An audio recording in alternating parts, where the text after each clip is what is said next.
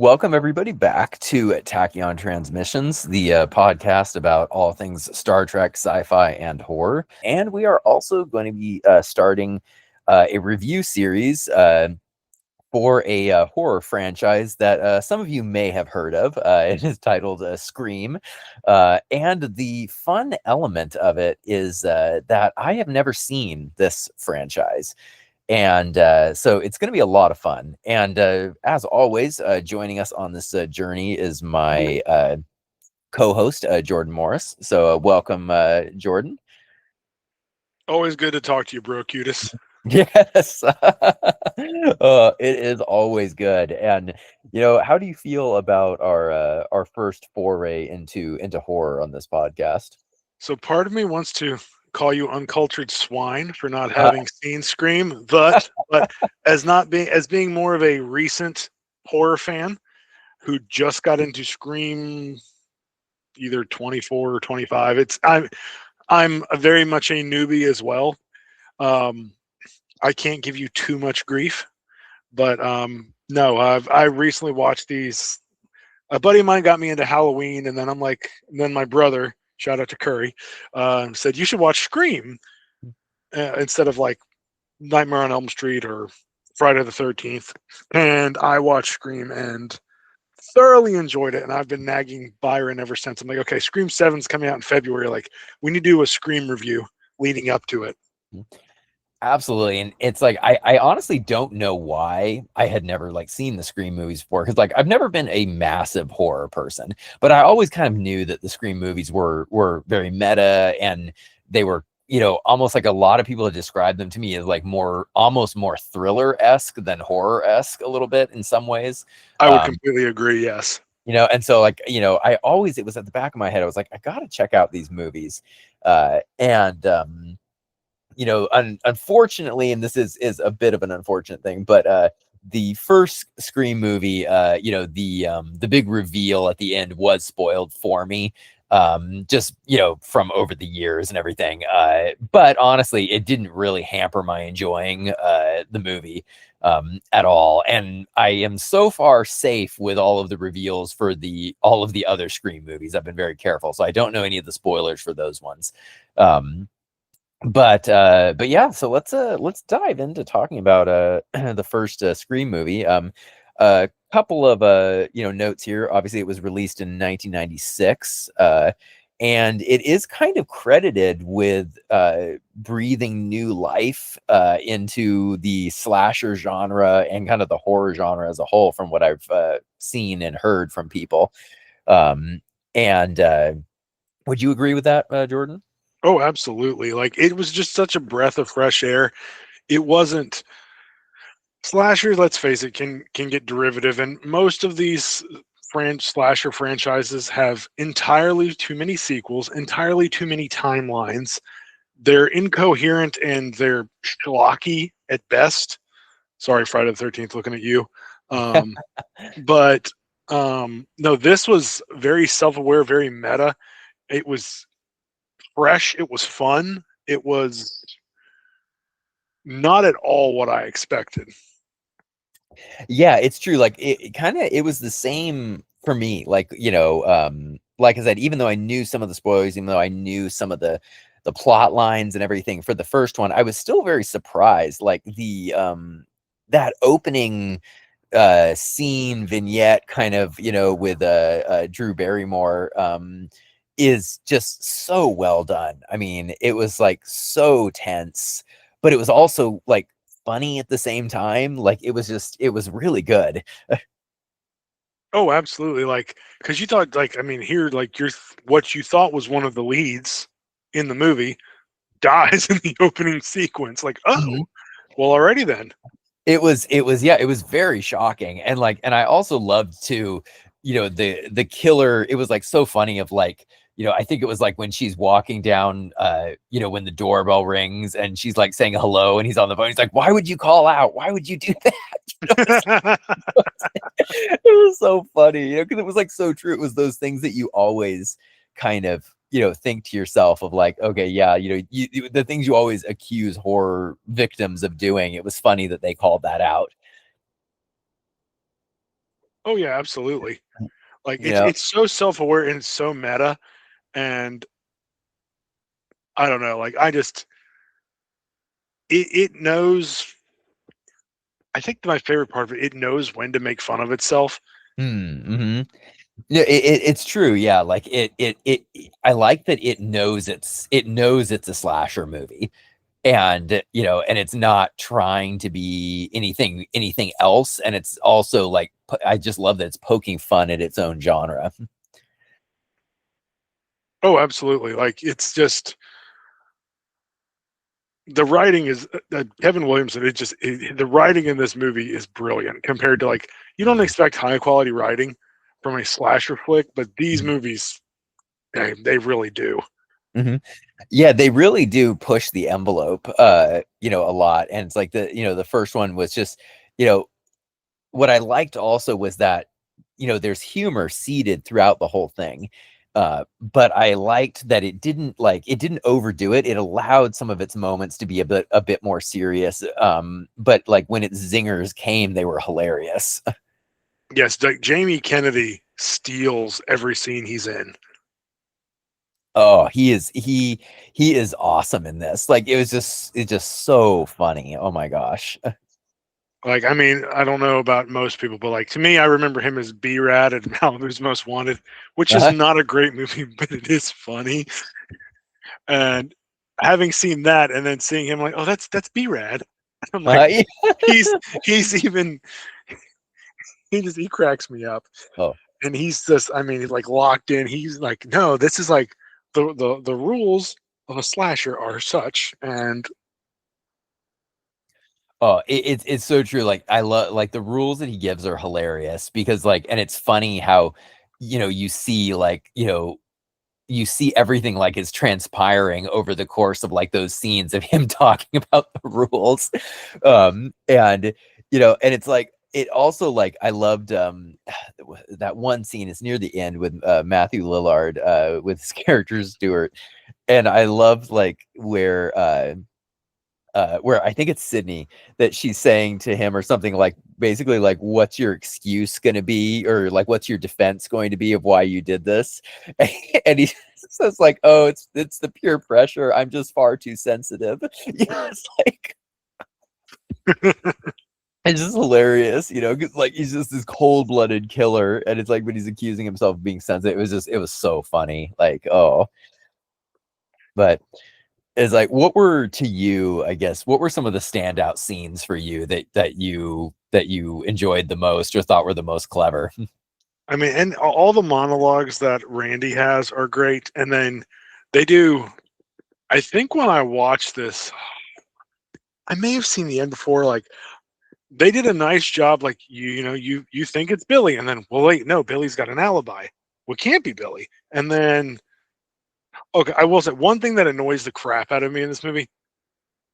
Either Tatum really needed to go on Weight Watchers because I'm sorry, like that garage door, they may have built stuff stronger in the 90s, but that garage door would have not held up under her weight. It would have gone right back down to the floor. That's a uh pet peeve of mine.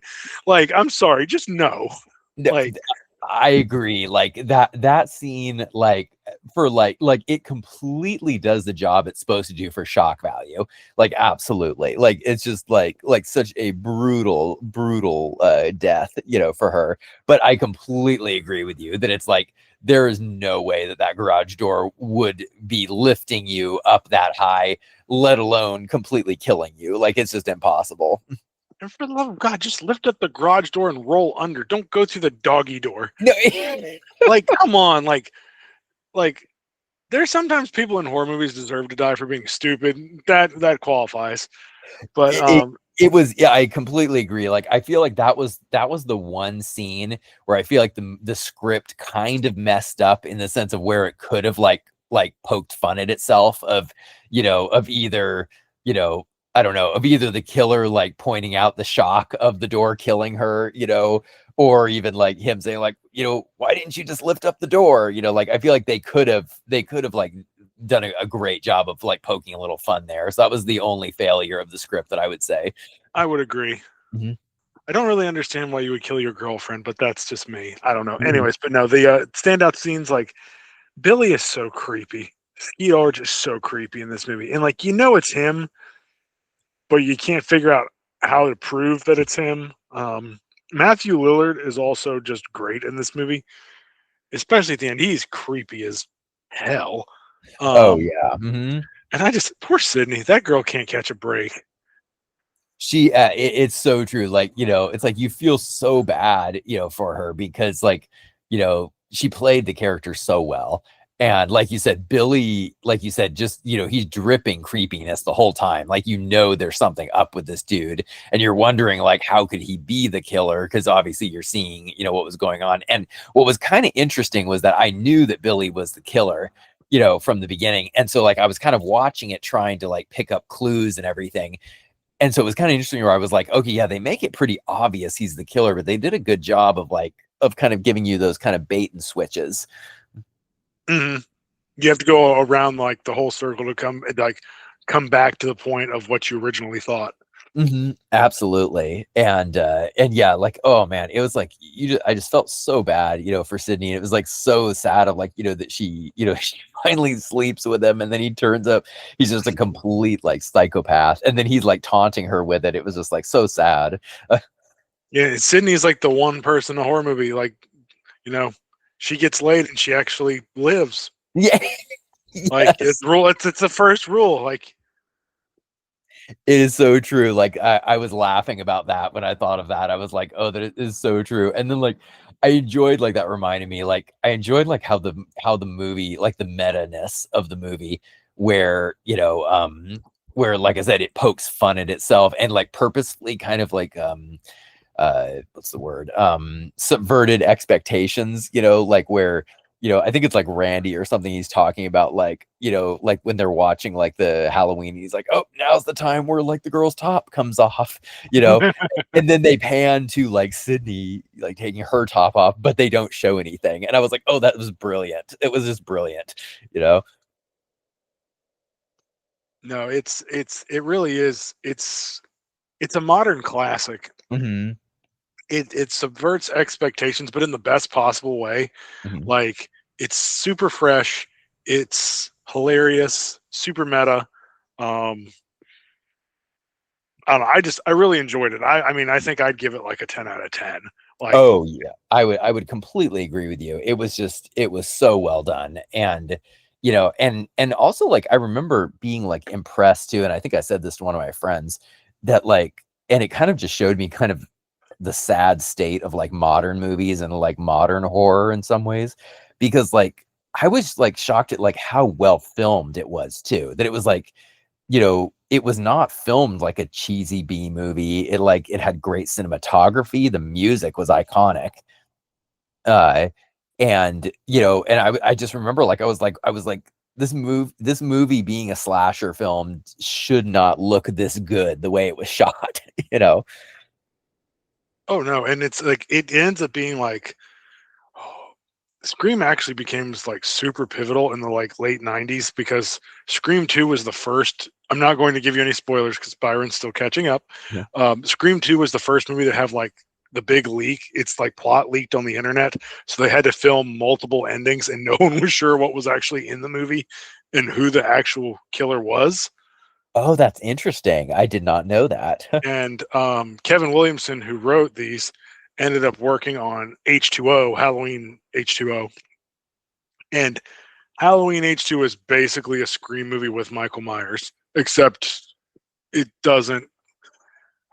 Well, Halloween H2 is only like an hour and 20 minutes long. That in there and of itself tells you is a major problem.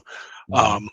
But it tried very much to be Scream, but it wasn't Scream. You can't do Halloween as Scream, but that's a whole nother conversation for another episode, Oh, which Byron will get to eventually. that Going to is give a true. little bit of grief. I am planning on making my way through the Halloween movies. I think that'll probably be next after Scream. I think because yeah, definitely, because I've actually heard similar things about Halloween from Scream, not in the sense of necessarily the humor, but like that a lot of the Halloween movies feel like thrillers as well as like with the horror element. Once you realize it's a guy walking around in a white spray painted Captain Kirk mask, it's kind of hard to be scared. Yeah. It is true, yeah, because like it was kind of funny because like with Scream too, like a lot of people, I'd had a lot of friends who were like, "Oh man, yeah, the Scream movies are so scary," whatever. And like I didn't find the first movie like scary at all, really. Like I said, very meta, humorous. It was very tense at points. Like it definitely mastered some of the intensity, I think, in there.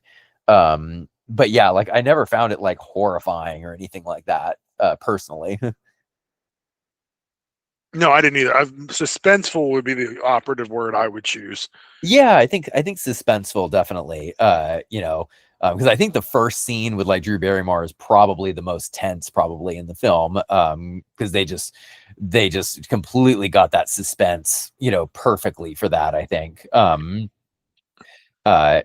But yeah, it's like, definitely the rest of it definitely leans into more of its meta, elements. Like, I mean, just the way, like the killer runs sometimes is just hilarious. It is funny.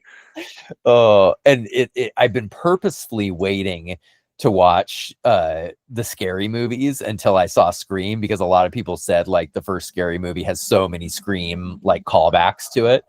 And so I wanted to wait so that I could get many as much out of it as possible.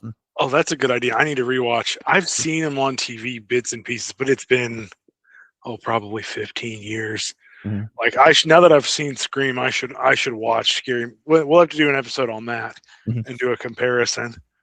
Absolutely. Like, I think that would be really fun. And I kind of wanted to like go through the scary movies, just especially because I think, what is it, Scary Movie 6 or 7 is coming out soon. I think it's like next year or the year after. Oh yeah, you're right. It is. Uh-huh. And so I was like, oh, that'd be fun to watch through those. And like you said, especially if you've seen the movie that they're just like completely like lambasting, it makes it better. Uh, but we touched on it a little bit, but what would you say, like, which characters do you think were the standout, for the first Scream film? There's a lot of standout characters. I mean, Stu's great. Randy's great. Billy is. I don't think he's stereotypical, but like they subvert it. So like honestly, I think the whole cast, like Dewey's goofy. Dewey, the fact that this is where Courtney Cox and David Arquette met was on this movie is just kind of wild to me. Oh wow, that's really interesting. Yeah. So, and how she had time to film this during Friends is also kind of wild, because this is back in like when Friends was really getting into its heyday, and it was like the number one show on TV, I think. That is pretty wild. And honestly, like too, like kind of like against type too, because you think like you would have been expecting you know her to like kind of like lean into the romantic comedies or whatever, to like go off of that, not go into like a horror movie. So that's actually really interesting. Yeah, it is. Like honestly, like Wes Craven, this is probably the best movie Wes Craven ever made. Now, as one, maybe that's not fair to say because I haven't seen The Nightmare on Elm Streets, but I find it very hard to believe that this could be topped, in my opinion. I would agree with you. Like I haven't seen a huge amount of like Wes Craven's like work. I haven't seen any of the Nightmare on Elm Street movies. I do remember, I think, what did I see? I remember seeing Red Eye, back in the mid 2000s. And I remember I enjoyed that one. I thought that one was a pretty fun movie. But yeah, I would agree with you. I think this is his best work, I think. Just kind of the way he pulled everyone together, he pulled all the characters together. I think it was just kind of one of those like magic movie moments where I can't remember who it was. Was it the critic? It was Leonard Maltin, I think, the critic, where he referred to, there was an old Western, John Wayne, The Searchers, and he described the movie as, in his review, that he said everything that could go right with this movie did go right with this movie. And I feel like that's the perfect way to say about Scream as well. Like, just everything that could go right did. Oh yeah, that is a great way to describe it. Mhm. And And yeah, I agree with you. Like all the characters get like their kind of standout, moments. Billy, I think probably is the weakest link out of them. Not for any fault of Skeet Ulrich. Like he was great in the role, but just because there's only so much you could do, particularly with that character. But I loved his moment of like of his fake out death at the end was great. You could tell he had a ball playing that role. Like he Oh yeah. like he just leaned into it and had so much fun. Oh, you could absolutely see that because yeah, you could tell he was just having the time of his life because he just played into the creepy, the fun, over the top villain, like so, especially at the end, like when Billy and Stuart are like stabbing each other at the end. It's just so funny. Oh my You god. went too deep, man. Yeah. I'm dying, Billy. Uh-huh. Mom and dad are gonna be so mad at me. It's oh, it's just like it's just so funny. And like, there's just so many great one-liners, like Deputy Dewey too, when he's like talking to Tatum and he's like, he's like, Mom said, that, when I'm wearing the badge, I'm a man of the law. It's so good. Oh, it's interesting because like I guess I should say the only potential spoiler I maybe have for later on in the series. I don't even know, so you don't have to tell me anything. But it is kind of fascinating. It makes me curious to kind of continue as I'm going on. That I guess Skeet Ulrich was at some kind of a convention or something like that, and he had revealed that he was supposed to come back as Billy in the latest Scream movie that's coming out. Is it Scream 7, I think? That he said he was supposed to return, but like when they changed the script or something changed or whatever, like I think like some actresses exited the role or something like that, that he said, "Oh, I'm not returning anymore." And I thought, "Oh, that's really interesting," because I was like, it seems like pretty clear that he's dead. And so I was kind of I was interested to see like how that, obviously there was some type of a plot point in like Scream 6, I'm assuming, with him, that would have led into the next one. So I'm very curious to see how that'll play out. Does anybody ever really stay dead in movies anymore, though, Byron? It's And very true. Like I feel like nobody stays dead in movies. I'm not gonna say anymore. You just have to catch up. That's all I'm gonna say. Okay. Because yeah, like it definitely feels like a lot of people come back. Whether it's the Marvel movies, that you have, Steve Rogers is returning and all this and that, and pretty much nobody stays dead in the Star Wars universe. Like I had not to go on a Star Wars tangent, but I had a bunch of friends that we were talking because Samuel Jackson had said, "Hey, I'm totally like ready, willing, and able to come back as like Mace Windu," and I was kind of saying, I was like, "Hell yeah!" I was like, "Let's get him back, like let's have him in a miniseries, in a movie, whatever, let's do it." And like a bunch of my friends were like, "No, no, he should just stay dead." And I'm like, no one else in Star Wars has stayed dead, so why not just bring him back? It's The only people who have ever stayed dead in anything, there's three: Bruce Wayne's parents and Uncle Ben from Spider-Man. Those are the only people who stay dead. that is no, you're absolutely right. There's like, yeah, that is very true. The other one, it used to be Bucky Barnes, but it's not Bucky Barnes anymore. Mhm. No, you're absolutely right, and it is true. Like, yeah, Uncle Ben is the only one, well, besides, like you said, Bruce Wayne's parents, that yeah, he has not come back. And now that I think about it, has he even been mentioned in the MCU? There's Trying to- one scene where Peter opens up a suitcase and it says Ben Parker. If you catch it, I think it's in Spider-Man: Homecoming. Oh, okay. Yeah, because like I was thinking about that I was like, oh man, yeah, we didn't we didn't see his death in the new MCU versions of the movie. Ugh. Uh We don't need to see Uncle Ben or Bruce and Martha Wayne die again. They've died so many times. It's we yeah. we do not, I remember somebody created a meme about Uncle Ben's death, and it was the Duolingo bird holding a gun. and it says, "I'm sorry," and it says, "I'm sorry, Ben, but Peter missed too many of his Spanish lessons." At It this was rate, just we stupid. don't need to see Professor X die on screen again either. Oh my gosh, yes. I will be so mad if they kill him off in Doomsday. I'm really hoping that they Uh, don't, you know. I wouldn't take that bet. I don't think yeah. Yeah, it's like We I'm yeah, it's just like I hated his death in Doctor Strange 2 so much. Oh my gosh. I will never enjoy watching Patrick Stewart die. No. I just won't. It's just wrong. And Mhm. like, speaking of, we probably need to do an Avengers Doomsday episode, but maybe I'm thinking the big final, like, actual full length trailer will drop Super Bowl Sunday. That seems to be what the internet is speculating. So Mhm.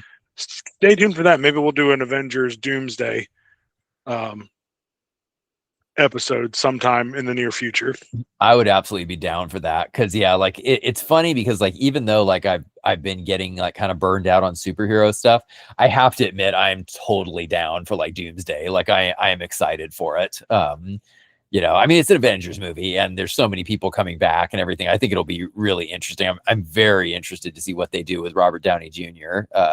Coming back. So yeah, we'll definitely we'll have to do that at some point in the near future. And yeah, definitely curious to see about the trailer. I know, and I might be behind the times here. Have they released a trailer for the new Scream movie? Yes, because it's the girl from Young Sheldon, the blonde who has a crush, who Sheldon's brother's in love with, is Tatum, the second Tatum, who is Sydney's daughter.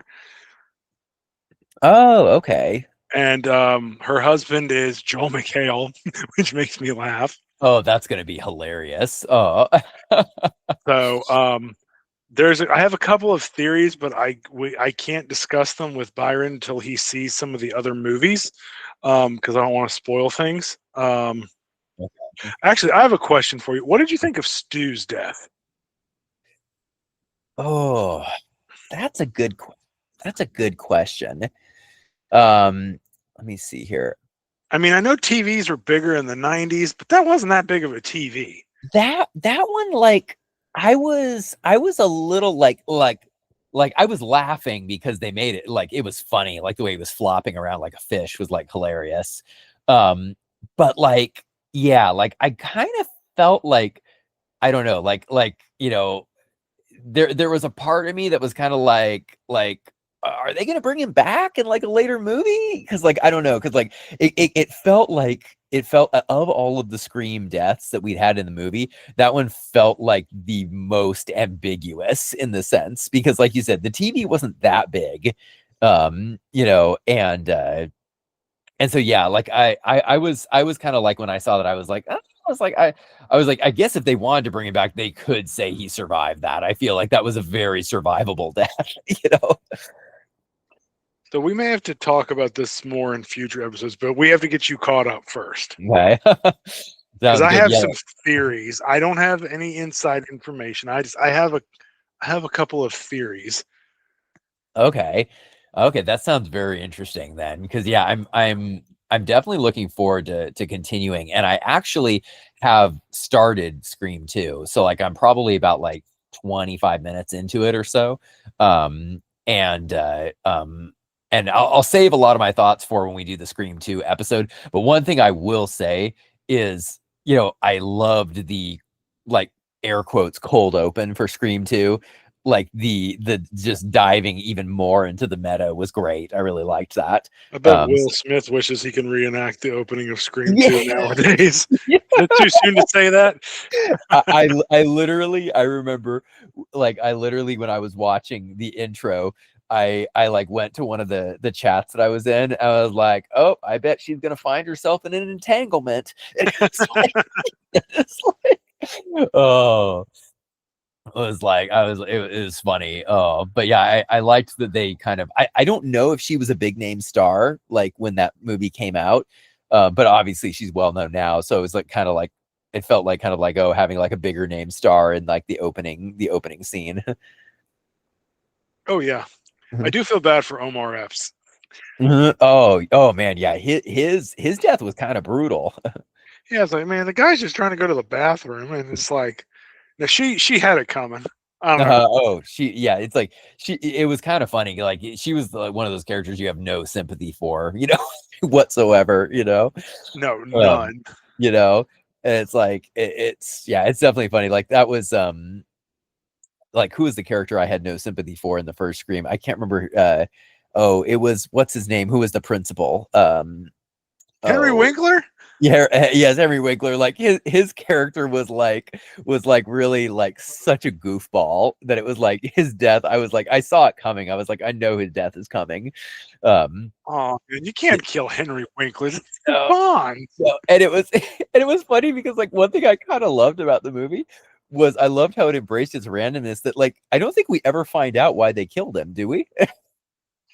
No, you really don't. They just kill him and then Wes Craven is the janitor and it says I think Kruger on his name tag, F Kruger, and I think he's wearing one of Freddy's sweaters.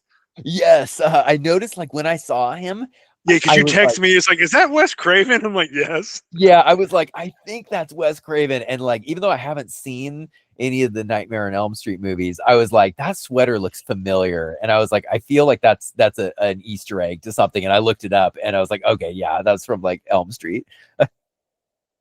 Oh, now I guess I will ask you this. Now you don't have to like give me any spoilers or anything. Um, but I noticed like was it Lev is it Schreiber, I Schreiber? think. Schreiber, yeah, Lev Schreiber. Because I noticed like his role, as Cotton, uh I'm curious to see if he returns in any of the other movies. Because I felt like his role was like a pretty like important one in the lore kind of the universe. And so I am going to be curious to see if he plays a role in Scream 2 or Scream 3. You'll see him around. We'll just Yeah. say that.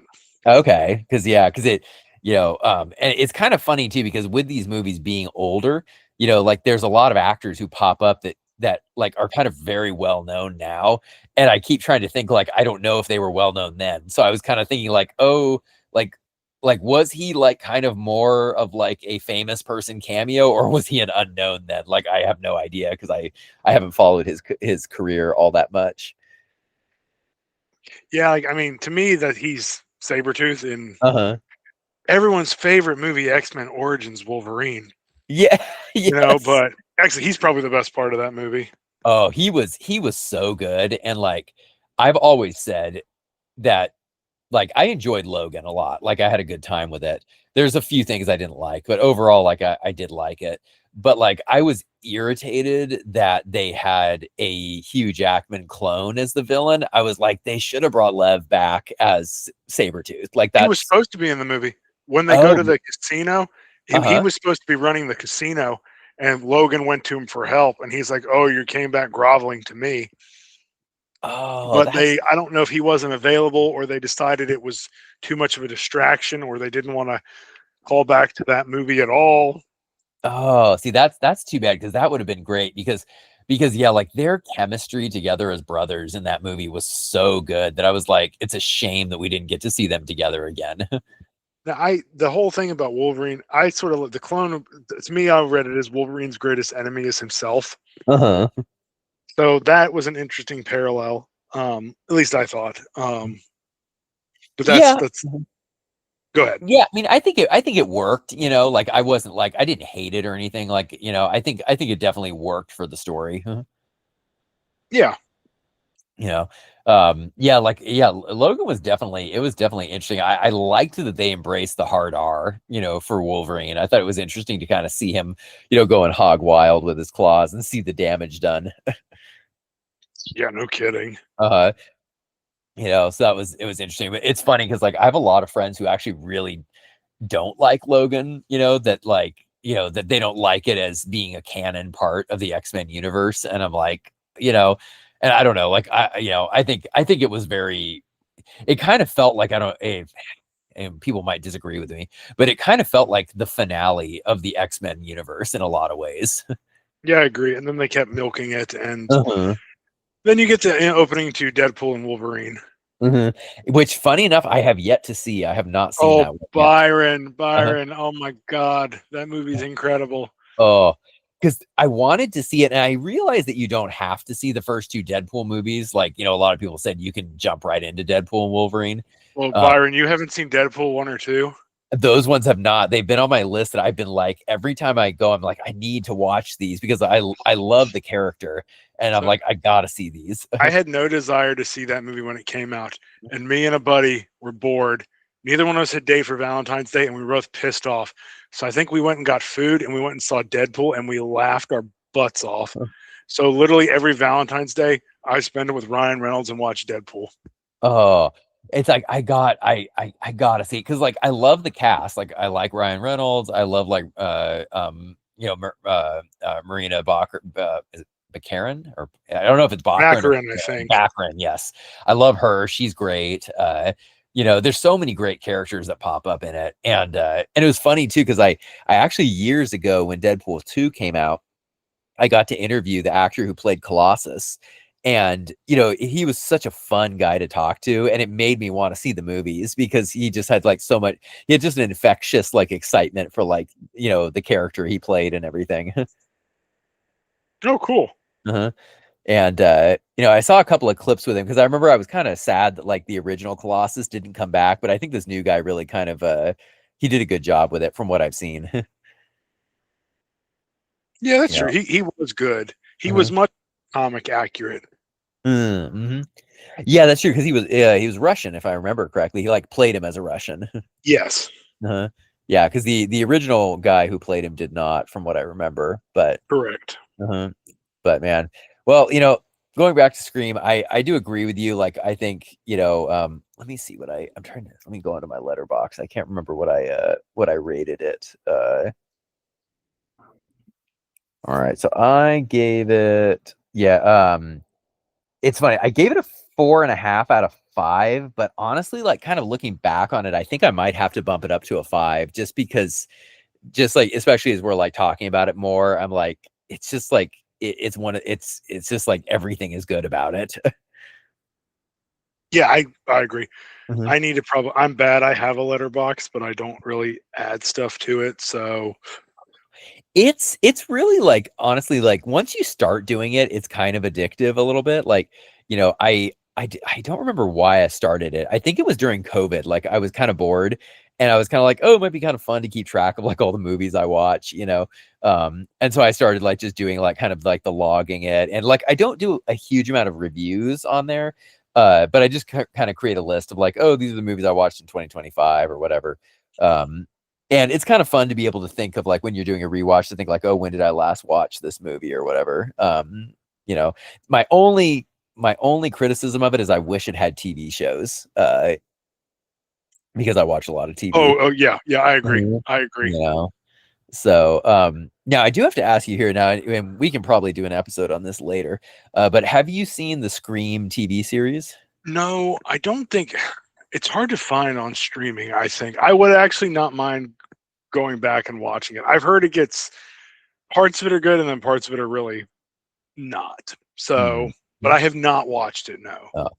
Yeah, because I've kind of heard that too. Like I've heard like some people really liked it, some people didn't.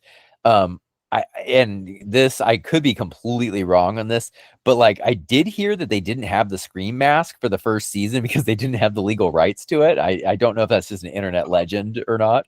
I thought Um, they. I'm not sure that there was something to that, or they got him late or something. And it also aired on MTV, and I think that it tells you, I think, a lot of what you need to know about it. It's very 2010s MTV esque mm, television. So okay.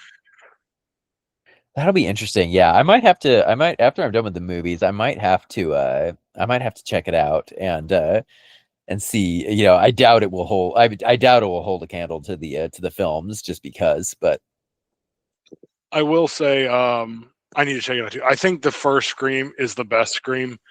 Um, Sometimes it's just hard to top the original. You know what I mean? it honestly, I can absolutely see that, and I am prepared for that. Because yeah, like when you have an iconic film, we were talking offline, a little bit about this, but it's kind of like Jurassic Park. It's like you can enjoy a lot of the Jurassic Parks or think a lot of them are good, but it's like none of them are going to, hold a candle to the first one. No, that's a Mhm. perfect analogy. And I know like a lot of people didn't like, was it Scream 4? Was that because I know that they did the trilogy and like 4 was done years later, right?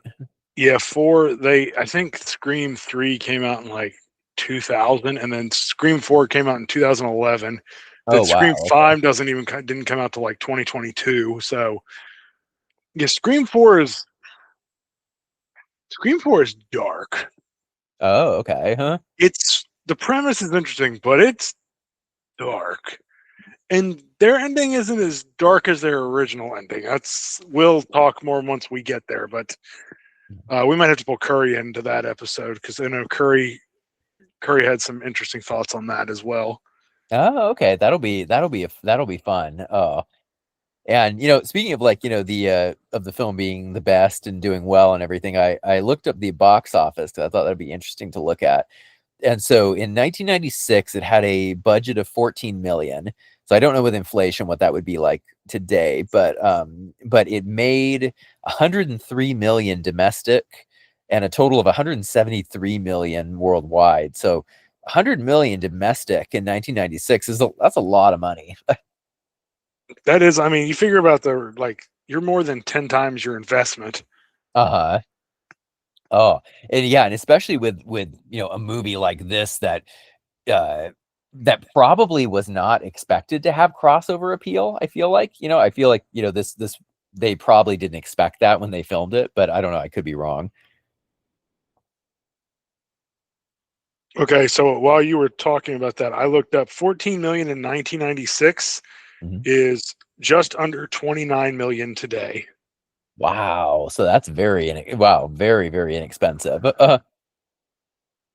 So I'm curious, do you know what a 103 million domestic would be today? Give me just a sec. You said it was 173 million worldwide, correct, sir? That is correct, yes. So today that'd be 357. So you figure Wow, that's almost 12 times return on your investment. that 100. is that's crazy. Wow. I mean, you're lucky you can't even hardly make episodes of TV anymore for $14 million. You know?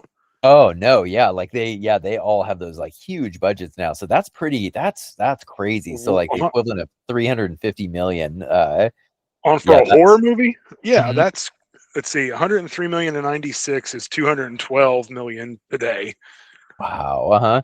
I'm And I'm if you, trying I'm trying to think of like a more of a recent horror movie that would have been like kind of around that successful. I think the only one I can think of is the last Conjuring movie, yeah, Conjuring The 4. Conjuring's the only one I can think of. Mhm. Yeah, because that's really the only one I can think of that's like this like blockbuster horror, I guess you could say. Um, so yeah, that's fascinating, man. I did not realize it had done that well. So yeah, So that's a good analogy. The Conjuring, the last rights, which came out this year, sorry, in 2025, had a $55 million budget and a box office of just under 495 million. wow, that's crazy, man. That is a lot of money. I didn't That is realize it had done that well. horror must be a lot more mainstream now than what it used to be. Yeah, I feel like there definitely is more it is more mainstream. Like I've seen a lot more friends who like watch more horror and you've seen like obviously the Conjuring universe has been very popular. Scream has come back very popular and I'm trying to think of the other like I mean what was the what was it Paranormal Activity? I feel like kind of maybe made it mainstream for a while because those films were making a crap ton of money. Honestly, I'm They kind of curious now. they did at first, and then it got to the point they were pumping out a sequel every year, and I'm like, this is just crap. Oh yeah, it's like it's one of those things you really can't keep it up. It's like I mean, okay, if you want to know like an insane thing here, okay, the first Paranormal Activity movie came out in 2007. Okay, it made 107 million domestic and 193 million worldwide. And do you want to know what its budget was? Wasn't it like 2 million or something stupid low? Oh, okay, so I'm on Box Office Mojo, 15,000. Holy crap! That's insane. Uh, how like Blair Witch levels of return on investment. that's like, I mean, I've never seen Paranormal Activity, but that's honestly like, did they just like rent a digital camera and just film in a house? Like, it's like, Honestly, I think they did. Like, all jokes, yeah. I think that's what they did, and then like it, it had to go to like a film festival, get picked up, and then like it's funny. Sometimes those innovative ideas, like my brother had me watch. What was it? If you get a chance, I believe it's on. I think it's on Peacock. It's called, I believe, Coherence. Mhm. It's a bunch of like no-name actors and one guy who was on Buffy the Vampire Slayer. I think Mhm. it's Nicholas Brandon is in it. He's the only one I recognized. It was made for like 500 grand, and it was like it's a really good sci-fi movie. Oh, what was it called again? Coherence. Really Coherence. I'll good, check that one out. really good, interesting concept. You know, we don't get a lot of fresh ideas in sci-fi anymore, but this was. Huh. I'll definitely check that out. Yeah, because I love that when things are fresh, and I think that's what I felt like with Scream. That like I really enjoyed watching a movie that like I felt like I hadn't seen before. You know, that it was like, oh, this is like something fresh. This is original. You know, just like purely enjoyable. And yeah, so I mean, I'm looking forward to continuing my journey on with Scream. I'm very happy that I loved it, you know, and that it was an enjoyable experience. Um, so you know, I guess, you know, before we kind of finish up, what would do you have any final thoughts on Scream, in your experience with it? No, I Or enjoyed it a or for lot people more. who may not have seen it yet. It's definitely worth a watch. It's as one who's Byron and I, neither one of us are big horror fans. Like I said, we're definitely newbies. Um, it's a great gateway into the slasher genre because it's really not that scary. Um, it's a guy in a cheap Halloween mask. It's worth a watch. It's hilarious. It's closer to being it's honestly more of like a whodunit to me, a whodunit slasher than a straight up horror movie. Some of the later ones lean into the horror a little bit more, um, but definitely highly, highly recommend it. Love to hear people's thoughts and comments. And you know, definitely worth recommending and as a watch to anybody who's interested. No, absolutely, and you know, I share the same feelings that I would say definitely check it out, and also like even, you know, and we call it like a whodunit and mystery, and it absolutely is that. And even if you have been spoiled with the plot like I was going into it, you know, still watch it because honestly, you know, there's so many surprises that pop up in it, you know, that even if you know who the killer is, there's so many great moments and surprises that, you know, you'll still very much enjoy the movie. Um, so you should definitely check it out. And you know, and for those of you who, you know, as Jordan said, you know, who are maybe horror newbies or not into horror, it's still worth a watch, you know, because you know, that was who me and Jordan are. And so and we still had a great time with it. So yeah, definitely 5 out of 5 stars. And definitely excited about continuing on, you know, with the journey. And so definitely, you know, for everybody who's listening, as always, we appreciate, you know, you guys supporting the podcast. We appreciate all of your listens and views on this. And you know, definitely leave a like, you know, definitely subscribe if you want to see more, you know, horror reviews and horror discussions pop up on the podcast. And also, you know, on social media or wherever, if there's a particular, you know, horror movie that you want me and Jordan to watch and then talk about, you know, we are definitely open to that. So put your Within suggestions reason, down below. within reason. Within reason. Yes, that's true. You know, if somebody comes on and like you have to watch Terrifier 3, I probably am not going to be watching that. So Or like, it's, I'm not watching Terrifier, and I'm not watching a Human Centipede. yes, That's exactly. So, yes. I completely agree. So we do have limits, people, you know, but you know, if you have a good horror movie that you want us to watch and it is within reason, you know, we will definitely have fun with it and do it. So now, you know, Jordan, probably, you know, if people are listening to this, they're all going to be telling us to watch Terrifier now. And so it's like, you know, Eh, we made the mistake of saying that. So, um, well, the beauty of it yeah, is we can just ignore them. yes, exactly. We'll just hide those comments. So,